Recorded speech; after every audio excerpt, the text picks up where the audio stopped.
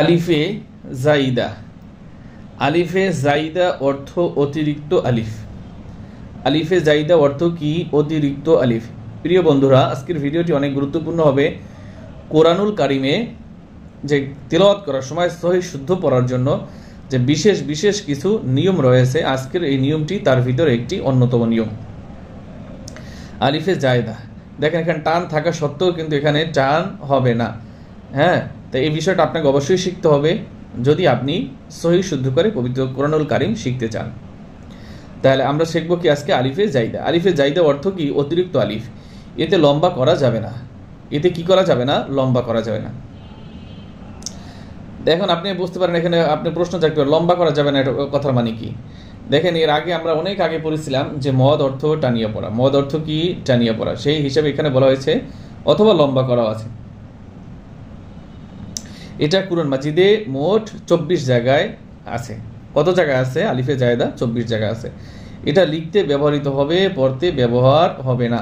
তবে এতে ওয়াকফ করলে এক আলিফ লম্বা হবে।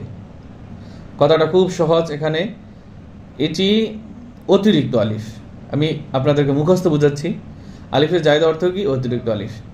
যদি ওয়াকফ করে তাহলে টান হবে, ওয়াকফ না করলে টান হবে না। সূরা দাহারের ভিতরে 2 জায়গায় রয়েছে আয়াতটা। কত জায়গায় রয়েছে? 2 জায়গায় রয়েছে। প্রথম দেখেন কাওয়ারিরা, কি বলছি? ওয়াকফ করলে টান হবে, ওয়াকফ না করলে টান হবে না। তো এটি দেখেন, আমি এখান থেকে পড়া শুরু করার পরে যদি এখানে ওয়াকফ করি, ওয়াকফ করার দরকার আছে? এখানে দরকার নাই। তো ওয়াকফ যদি না করি সেক্ষেত্রে এখানে টান হবে না। আর এইখানে এইটা খেয়াল করুন যে এখান থেকে পড়া শুরু করছি, এখানে তো আয়াতও শেষ। তাহলে কি করতে হবে? আমার ওয়াকফ অবশ্যই করতে হবে। আর ওয়াকফ করলে কি হবে? টান হবে। তাই আমি 2টা আয়াত আমি পড়তেছি, আপনারা খেয়াল করুন সুন্দর মতো। আউযু বিল্লাহি মিনাশ শাইতানির রাজীম। বিসমিল্লাহির রহমানির রহিম। قوارير من فضة قدروها تقديرا। আমি আবার বলছি, قوارير, র কিন্তু টান দেওয়া যাবে না। قوارير من فضة قدروها تقديرا।